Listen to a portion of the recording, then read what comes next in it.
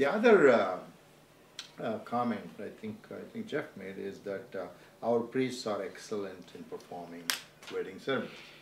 Unfortunately, that's not true.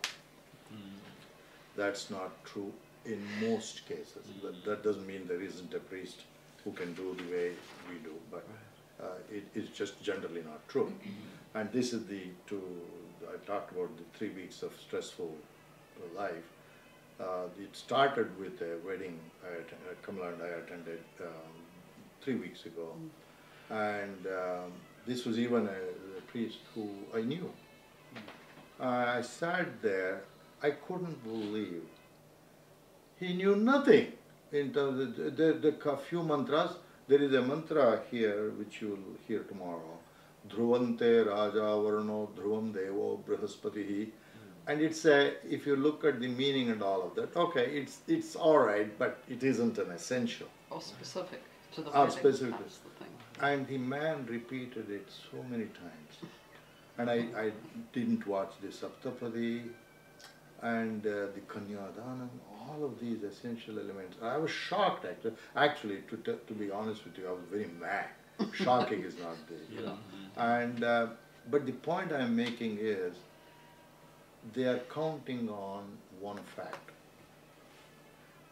These priests, they know there is not likely to be in the audience who would know the difference. That's right. And they get away with it. And that is the thing that enrages me. Sure. And that kind of brings us back to why we are here. Yeah, that's also one of the reasons, Sheena, that the women take over and do things. Yes. Exactly. Women do a lot of things in the weddings, but it's all traditional stuff. Right. But it's just that they're somehow working around the priests, as it were. In fact, this is a very interesting comment, because if you tap on the shoulders of any Westerner who has gone to India, it doesn't matter any, my story would be very relevant to anyone. Usually this is the story they say. I was walking in Delhi and I met somebody and they said, oh, my daughter is getting married tomorrow, please come. It doesn't matter, there is no connection whatsoever. Right. And so this person will go. Why not, And the story they bring back to Connecticut or Illinois or California is the same, saying that, oh, I was sitting there, oh, it was chaotic. And then they said, women were arguing with the priest. Right, about how to do things. Yes. Right. The reason is, you see, women somehow have inherited preserving dharma. Right. So, and the men, I have to tell you, they just don't seem to care.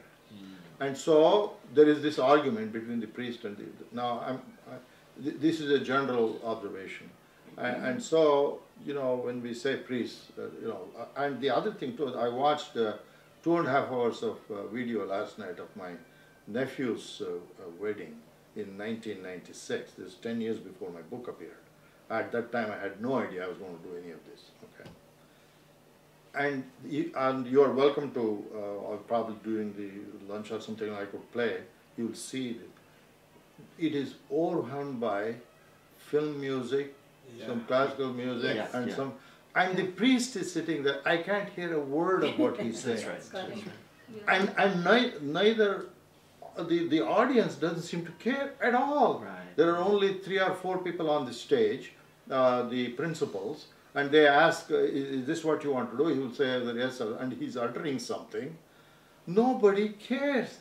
Right. And here, this is what brings us to the beginning of this whole thing, is that you look at this and you say, these are the people whose most sacred scriptures are the Vedas. And these are originating from the Vedas, and we don't want to care about that. So I made here a note saying that it's a question of self-respect.